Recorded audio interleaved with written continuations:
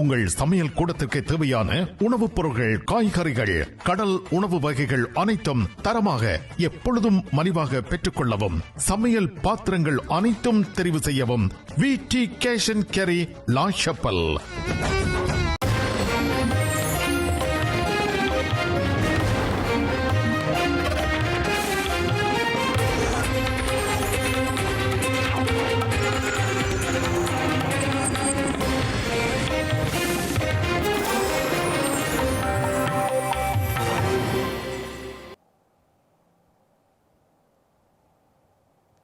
வணக்கம். இது IBC தமிழின் பிரதான செய்திகள். முதலில் தலைப்புச் செய்திகள். இந்தியாவின் பாதுகாப்பிற்கு அச்சுறுத்தலை ஏற்படுத்த இடமளிக்கப்படாது என்கிறார் ஸ்ரீலங்கா ஜனாதிபதி. இலங்கைக்கு வருமாறும் மோடிக்கு அழைப்பு.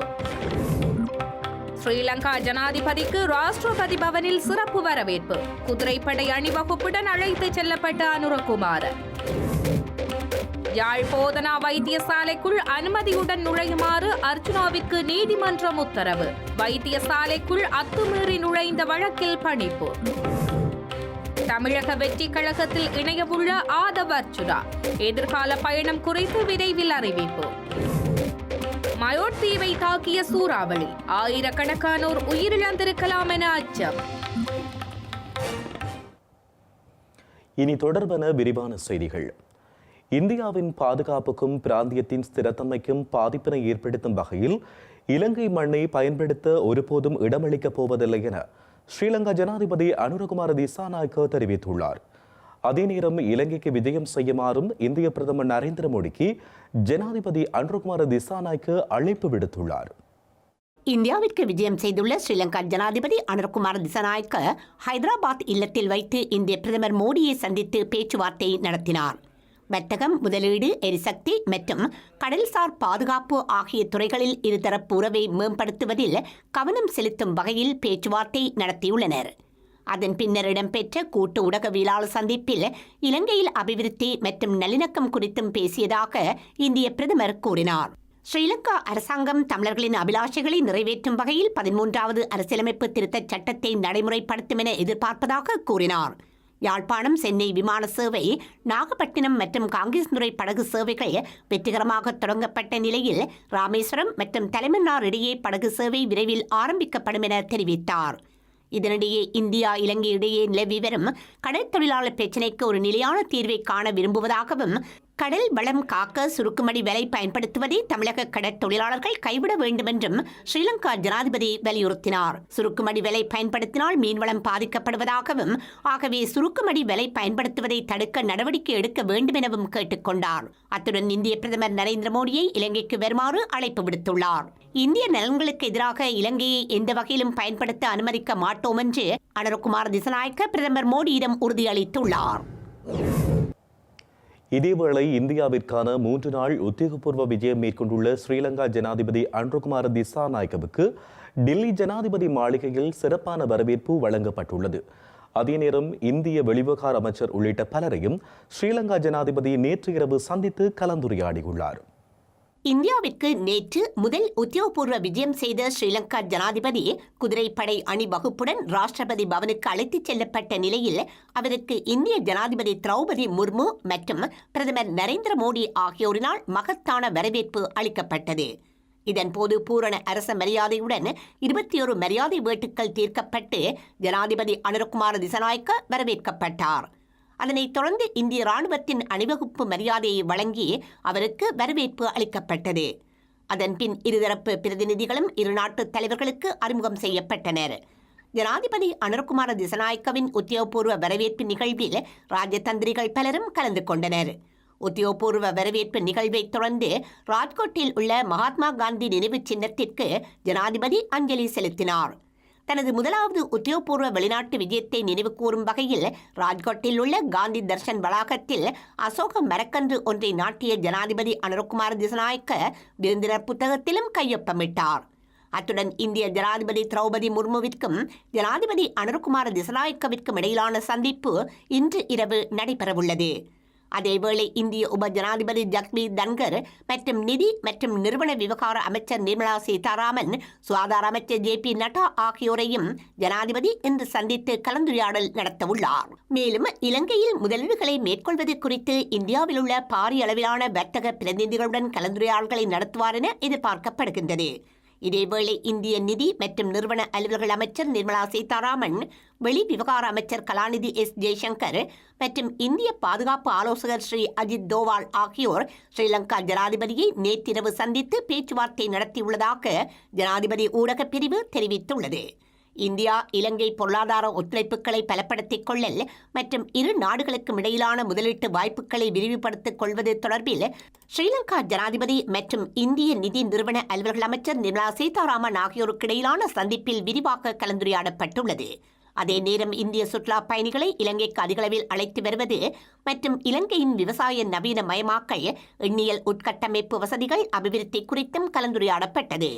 அத்துடன் ஜனாதிபதி மற்றும் இந்திய வெளிவிவகார அமைச்சர் கலாநிதி ஜெய்சங்கர் ஆகியோருக்கு இடையிலான சந்திப்பு சிநேகபூர்வமாக இடம்பெற்றதோடு இலங்கையின் பொருளாதார மறுமலர்ச்சிக்கு இந்தியாவின் மிகப்பெரிய சந்தியை பயன்படுத்திக் கொள்வது குறித்தும் இதன்போது கவனம் செலுத்தப்பட்டது. நாட்டின் சுற்றுலா முதலீடு மற்றும் வரிசக்தி துறைகளில் ஒத்துழைப்பு வழங்குவதற்கும் கலாநிதி ஜெய்சங்கர் இதன்போது இணக்கம் தெரிவித்தார். மீன்பிடித்துறை மற்றும் தேசிய ஒற்றுமை மேம்பாடு உள்ளிட்ட இரு நாடுகளுக்கும் இடையிலான பல விடயங்கள் குறித்தும் இதன்போது கவனம் செலுத்தப்பட்டது. அதனையடுத்து இந்திய பாதுகாப்பு ஆலோசகர் ஸ்ரீ அஜித் தோவால் ஜனாதிபதி அனுரகுமார திசநாயக்கவை சந்தித்து ஆசிய வலயத்தின் பாதுகாப்பு குறித்து கலந்துரையாடினார். வெளிநாட்டு அலுவல்கள், வெளிநாட்டு வேலைவாய்ப்பு மற்றும் சுற்றுலாத்துறை அமைச்சர் விஜித ஹேரத், தொழிலமைச்சர் மற்றும் பொருளாதார அபிவிருத்தி பிரதியமைச்சர் பேராசிரியர் அனில் ஜெயந்த பெர்னாண்டோ உள்ளிட்டோரும் இதன்போது கலந்து கொண்டனர். யாழ்ப்பாண போதனா வைத்தியசாலைக்குள் அத்துமீறி நுழைந்து கடமைகளுக்கு இடையூறு ஏற்படுத்திய வழக்கில் நாடாளுமன்ற உறுப்பினர் ராமநாதன் அர்ஜுனா மற்றும் சட்டத்தரணி கௌசல்யா ஆகியோரை வைத்தியசாலை பணிப்பாளரின் அனுமதியின்றி வைத்தியசாலைக்குள் நுழையக்கூடாது என யாழ் நீதவான் நீதிமன்றம் உத்தரவிட்டுள்ளது. அதே நேரம் இருவரையும் தலா 1 லட்சம் ரூபாய் பெறுமதியுடைய சரீரப்பிணையில் செல்ல யாழ் நீதவான் நீதிமன்றம் அனுமதித்துள்ளது. யாழ்ப்பாணம் போதனா வைத்தியசாலைக்குள் கடந்த வாரம் நாடாளுமன்ற உறுப்பினர் வைத்தியர் அர்ஜுனா மற்றும் சட்டத்தரணியன் கௌசல்யா ஆகியோர் அத்துமீறி நுழைந்து வைத்தியர்களின் கடமைக்கு இடையூறு விளைவித்ததாக வைத்தியசாலை பணிப்பாளர் சத்தியமூர்த்தி யாழ்ப்பாண காவல் நிலையத்தில் முறைப்பாடு செய்திருந்தார். முறைப்பாட்டின் பிரகாரம் விசாரணைகள் முன்னெடுத்த காவல்துறையினர் நீதிமன்றில் வழக்கு தொடுத்திருந்தனர். குறித்த வழக்கு இன்றைய தினம் யாழ் நீதவான் நீதிமன்றில் விசாரணைக்கு எடுத்துக் கொள்ளப்பட்ட போது குற்றம் சாட்டப்பட்ட வைத்தியர் மற்றும் சட்டத்தரணி ஆகிய இருவரும் மன்றில் முன்னிலையாகி இருந்தனர். இதன்போது வைத்தியசாலைக்குள் பணிப்பாளரின் அனுமதியின்றி அத்துமீறி நுழைதல், இடையூறு விளைவித்தல் போன்ற செயற்பாடுகளில் ஈடுபடக்கூடாது என சந்தேக நபர்களுக்கு அறிவுறுத்திய நீதவான் சந்தேக நபர்களை தலா 1 லட்சம் ரூபாயான சரீர பிணையில் செல்ல அனுமதி அளித்துள்ளார். குறித்த வழக்கினை தொடர்ந்து நடத்துவது தொடர்பில் சட்டமா அதிபரின் ஆலோசனைகளை பெறுமாறு காவல்துறையினருக்கு அறிவுறுத்திய நீதவான் வழக்கினை எதிர்வரும் பிப்ரவரி மாதம் 7ஆம் தேதி ஒத்திவைத்துள்ளார். ஸ்ரீலங்கா நாடாளுமன்ற உத்தியோகபூர்வ இணையதளத்தில் தனது கல்வித் தகமை தொடர்பான தவறான தரவுகள் பதிவேற்றப்பட்டவை தொடர்பில் விசாரணை நடத்துமாறு கோரி நீதி மற்றும் தேசிய ஒருமைப்பாட்டு அமைச்சர் சட்டத்தரணி கர்ஷன நாணயக்கார குற்றப்புலனாய்வு திணைக்களத்தில் இன்று முறைப்பாடு செய்துள்ளார். ஸ்ரீலங்கா நாடாளுமன்ற இணையதளத்தில் உறுப்பினர்களின் தகவல் திரட்டி நீதி மற்றும் தேசிய ஒருமைப்பாட்டு அமைச்சர் சட்டத்தரணி கர்ஷன நாணயக்காரவின் பெயருக்கு முன்னால் குறிப்பிடப்பட்டிருந்த கலாநிதி பட்டம் இணையதளத்திலிருந்து நீக்கப்பட்டமை தொடர்பாக சர்ச்சைகள் ஏற்பட்டிருந்தது. இது தொடர்பாக நாடாளுமன்ற சட்டவாக்க சேவைகள் பணிப்பாளரும் தொடர்பாடல் திணைக்கள பதில் பணிப்பாளருமான ஜெயதல பெரேரா ஊடக அறிக்கை ஒன்றை வெளியிட்டிருந்தார். அதில் அமைச்சர்களினால் நாடாளுமன்றத்திற்கு வழங்கப்பட்ட தனது தகவல்கள் அடங்கிய படிவத்தில் கலாநிதி பட்டம் உள்ளடங்கவில்லை எனவும் நாடாளுமன்ற இணையதளத்தில் உறுப்பினர்களின் தகவல் திரட்டில் தகவல்களை உள்ளீடு செய்யும் போது ஏற்பட்ட தவறுதல் காரணமாக அமைச்சர் கர்சன நாணயக்காரவின் பெயருக்கு முன்னால் கலாநிதி என குறிப்பிடப்பட்டுள்ளதாகவும் அவர் தெரிவித்திருந்தார்.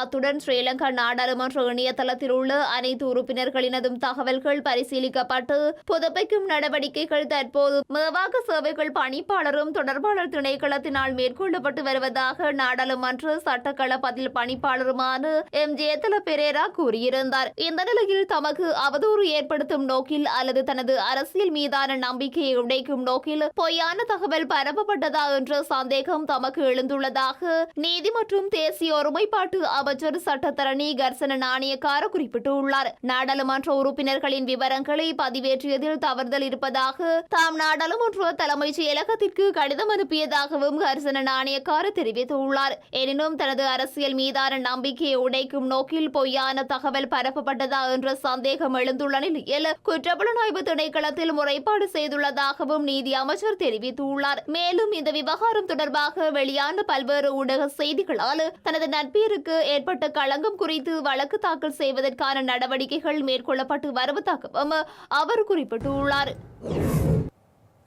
யாழ்ப்பாணத்தில் தற்பொழுது பரவி வரும் எலிக்காய்ச்சல் நோயினால் இதுவரையில் 76 பேர் பாதிக்கப்பட்டுள்ளதாக யாழ்ப்பாண பிராந்திய சுகாதார சபைகள் பணிப்பாளர் வைத்திய கலாநிதி ஆ கேதீஸ்வரன் தெரிவித்துள்ளார்.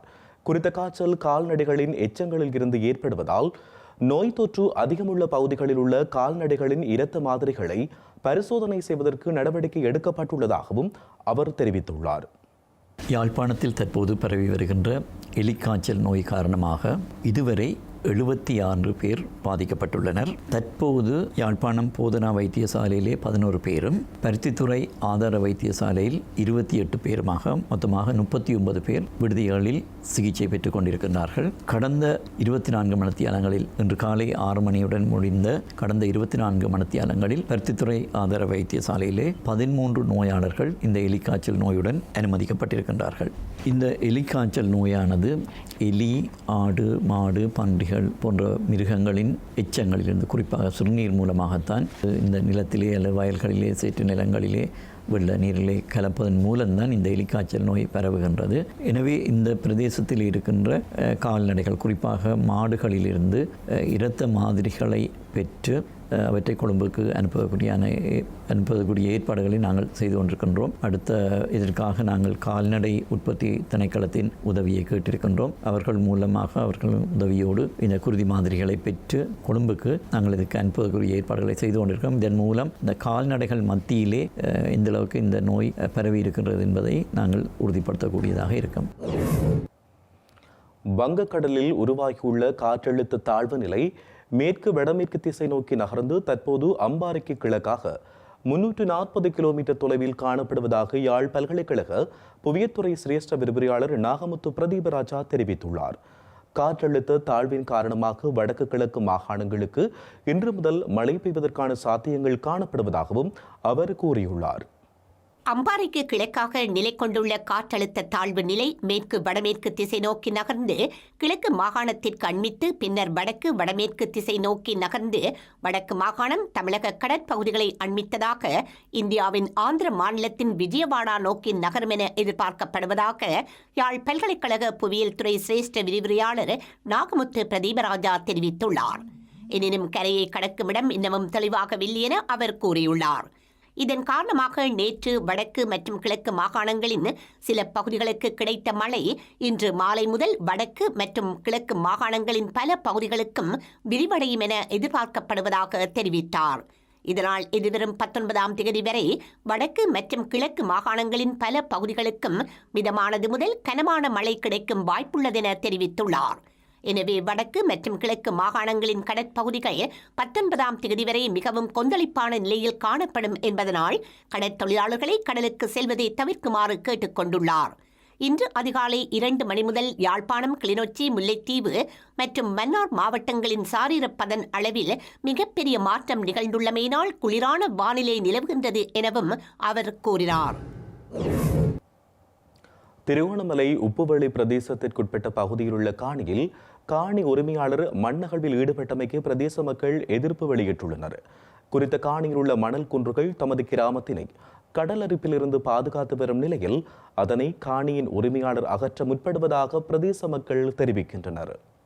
திருகோணமலை உப்பவெளி பிரதேசத்திற்குட்பட்ட பகுதியில் சல்லியம்பாள் கோவிலை அண்மித்துள்ள இடத்தில் தனியார் ஒருவரின் காணியினுள் மணற்குன்று ஒன்று காணப்படுகின்றது. குறித்த காணி பகுதியில் காணப்படும் மணக்குன்றானது அந்த கிராமத்தினை கடலரிப்பிலிருந்து கடல் சீற்றத்திலிருந்தும் பாதுகாக்கும் நிலையில் அதில் காணி உரிமையாளர் மணல் அகழ்ந்துள்ளார். இதனையடுத்து அந்த பகுதியில் மக்கள் ஒன்று திரண்டதுடன் மண்ணகழ்வினை தடுத்து நிறுத்தியுள்ளனர். அத்துடன் மண்ணகழ்விற்காக கொண்டுவரப்பட்ட கனரக வாகனத்தின் கண்ணாடி குறித்த பகுதி மக்களால் சேதமாக்கப்பட்டதாக காணி உரிமையாளர் உப்புவழி காவல்துறையில் முறைப்பாடு செய்துள்ளார். இதனால் கிராமவாசிகள் ஒரு சிலரை காவல்துறையினர் விசாரணைக்காக அழைத்திருந்த நிலையில் மக்கள் காவல் நிலையத்தில் கூடியமையால் அங்கு பதற்ற நிலை ஏற்பட்டிருந்தது. இதனையடுத்து சம்பவ இடத்திற்கு சென்ற கிழக்கு மாகாண ஆளுநரது பிரத்யோக செயலாளர் மற்றும் பதில் பிரதேச செயலாளர் அடங்கியோர் பொதுமக்களது கருத்தினை கேட்டறிந்ததுடன் குறித்த விடயத்தினை பொதுமக்களுக்கு பாதிப்பு ஏற்படாதவாறு தீர்ப்பதாக உறுதியளித்தமை குறிப்பிடத்தக்கது. யாழ்ப்பாணம் பண்டத்தரிப்பு பகுதியில் பேருந்து மோதியதில் தந்தையொருவர் உயிரிழந்ததுடன் மகன் காயமடைந்துள்ளார். இச்சம்பவம் நேற்றிரவு இடம்பெற்றுள்ளதாக இளவாலை காவல்துறையினர் தெரிவிக்கின்றனர். யாழ்ப்பாணம் பண்டத்தரிப்பு புனித பத்திமா கோயில் பகுதியில் தந்தை மகனும் வீதியோரத்தில் இருந்த போதே நேற்றிரவு 11:30 அளவில் பேருந்து மோதியுள்ளது. காயமடைந்த இருவரும் தெல்லிப்பளை வைத்தியசாலையில் அனுமதிக்கப்பட்ட நிலையில் தந்தை உயிரிழந்துள்ளார். அந்த பகுதியைச் சேர்ந்த 76 வயதுடைய மோசஸ் பாக்கியநாதன் என்ற நபரே உயிரிழந்துள்ளார். பேருந்து சாரதி தப்பியோடியுள்ள நிலையில் இளவாலை காவல்துறையினர் விசாரணைகளை மேற்கொண்டு வருகின்றனர். இஸ்ரேல் நாட்டுக்கு எதிரான கருத்துக்கள் அடங்கிய கவிதைகளை தம்பசம் வைத்திருந்த குற்றச்சாட்டில் ஏராவூரில் ஒருவர் கைது செய்யப்பட்டுள்ளார். கைது செய்யப்பட்ட சந்தேக நபரிடம் விசாரணைகள் மேற்கொள்ளப்பட்டு வருகின்றன. இஸ்ரேல் நாட்டுக்கு எதிரான கருத்துக்களை அடங்கிய கவிதைகளை தம்பசம் வைத்திருந்த குற்றச்சாட்டில் ஏராவூரில் ஒருவர் கைது செய்யப்பட்டுள்ளதாக காவல்துறை ஊடக பேச்சாளர் அலுவலகம் தெரிவித்துள்ளது. குறித்த சந்தேக நபர் கொழும்பு நோக்கி தொடரூந்தில் பயணிப்பதற்காக சமாதுரை பகுதியில் உள்ள தனது வீட்டிலிருந்து ஏராவூர் நகருக்கு பிரவேசித்த நிலையிலேயே கைது செய்யப்பட்டுள்ளார். குறித்த நபர் சந்தேகத்தின் பேரில் கைது செய்யப்பட்டு விசாரணைக்கு உட்படுத்தப்பட்ட நிலையில் அவரிடம் இஸ்ரேல் நாட்டுக்கு எதிரான கருத்துக்கள் அடங்கிய கவிதைகளை வைத்திருந்தமை கண்டுபிடிக்கப்பட்டுள்ளது. கைதான குறித்த சந்தேக நபரிடம் தற்போது விசாரணைகள் முன்னெடுக்கப்பட்டு வருகின்றன. செய்திகளின் நிறைவாக இனி மீண்டும் தலைப்புச் செய்திகள். இந்தியாவின் பாதுகாப்பிற்கு அச்சுறுத்தலை ஏற்படுத்த இடமளிக்கப்படாது என்கிறார் ஸ்ரீலங்கா ஜனாதிபதி. இலங்கைக்கு வருமாறும் மோடிக்கு அழைப்பு. ஸ்ரீலங்கா ஜனாதிபதிக்கு ராஷ்டிரபதி பவனில் சிறப்பு வரவேற்பு. குதிரைப்படை அணிவகுப்புடன் அழைத்துச் செல்லப்பட்ட அனுரகுமார். யாழ் போதனா வைத்தியசாலைக்குள் அனுமதியுடன் நுழையுமாறு அர்ச்சுனாவிற்கு நீதிமன்றம் உத்தரவு. வைத்தியசாலைக்குள் அத்துமீறி நுழைந்த வழக்கில் பணிப்பு. தமிழக வெற்றி கழகத்தில் இணையவுள்ள ஆதவ் அர்ச்சுனா. எதிர்கால பயணம் குறித்து விரைவில் அறிவிப்பு. மயோட் தீவை தாக்கிய சூறாவளி. ஆயிரக்கணக்கானோர் உயிரிழந்திருக்கலாம் என அச்சம். இத்துடன் ஐபிசி தமிழின் பிரதான செய்திகள் நிறைவடைகின்றன. உடனுக்குடன் நீங்கள் செய்திகளை அறிந்து கொள்ள ibctamil.com என்கின்ற எமது இணையதளத்தினை பார்வையிடுங்கள். வணக்கம்.